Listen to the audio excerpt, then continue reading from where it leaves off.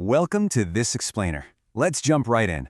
For decades, our legal systems have defined violence based on where it happens, at home, at work, in the community. But relying entirely on a location leaves us with a pretty dangerous blind spot. Today, we're going to unpack a brilliant multilateral policy framework designed by Shurna Alexander Benjamin, and we'll look at how we absolutely need to shift the way we talk about and respond to systemic violence. Here's our agenda.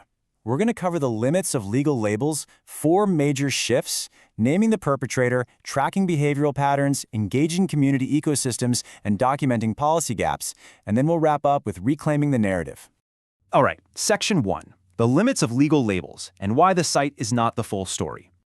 To really get this, we have to recognize a fundamental divide.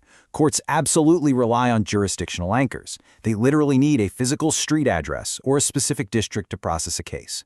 But public discourse, media coverage, practitioner training, those aren't court documents. They aren't bound by strict legal constraints. Yet we constantly and mistakenly borrow the court's limited geographic language when we talk about these issues in public, which ends up constraining our entire understanding of human behavior to a physical location. And that brings us to this crucial quote: "An incomplete story yields an incomplete response." We aren't trying to dismantle the law here or scrap decades of advocacy. Instead, we're making sure our public narrative doesn't fail the very people those laws were built to protect. Because if the story we tell is only half the picture, the support systems we build are only going to go half the distance. Moving to Section 2, Shift 1, Name the Perpetrator, Closing the Invisible Door. If we want to build a better paradigm, we have to put the perpetrator back into the conversation. It's actually wild how easily passive language makes the person who caused the harm completely disappear. When we hear violence happened in the family, it sounds like bad weather just rolled in out of nowhere.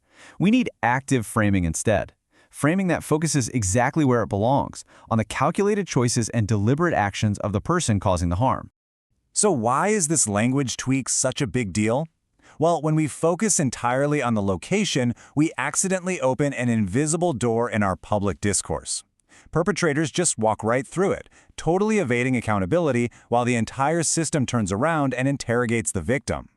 The language we use outside the courtroom has to reflect human behavior and human choices, not just a building where something happened.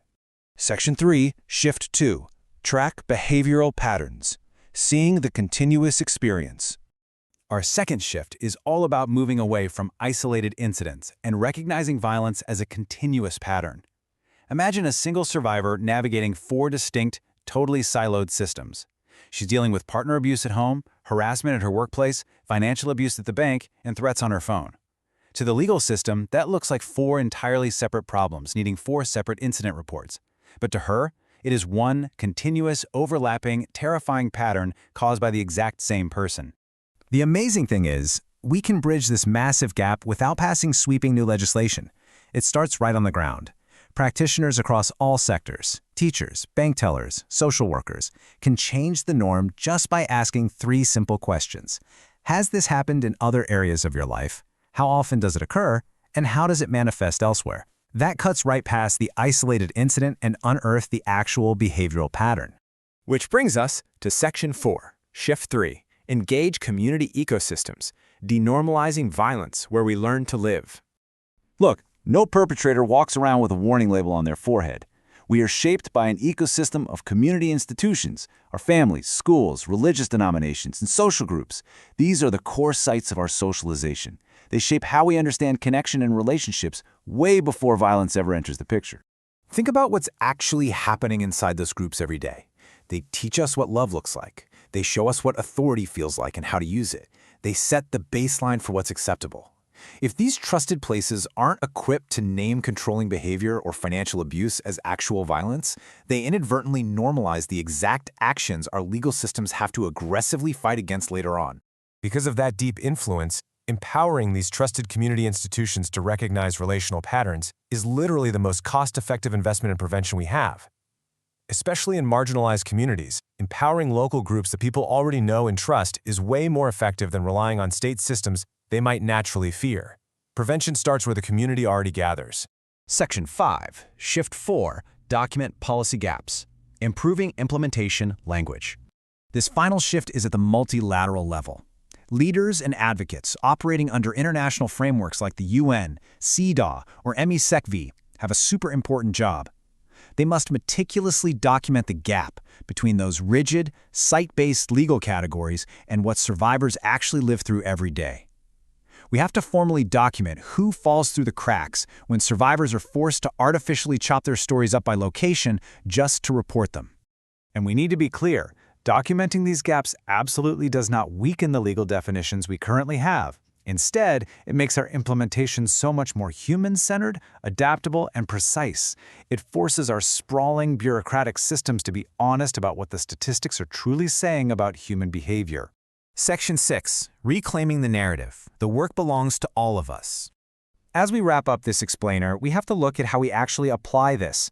Naming violence accurately doesn't stop once it hits a law book. It's an active, ongoing practice. It has to happen in every media article, every practitioner training, every multilateral meeting, and every single public and private conversation. This isn't just for academics, it's a collective responsibility for all of us. And this matters so deeply because framing shapes the narrative, and the narrative determines who gets seen, who gets believed, and who gets protected. The words we deliberately choose dictate where crucial financial investments go and which survivors actually get the life-saving support they need. So, knowing that an incomplete story yields an incomplete response, I'm going to leave you with this. How will you reframe the narrative in your next conversation? How are you going to shift the focus back to accountability and behavioral patterns in your own ecosystems? It's a small shift in language, but it creates a monumental shift in impact. Thank you so much for joining me for this explainer, and I really encourage you to take this framework out into the real world.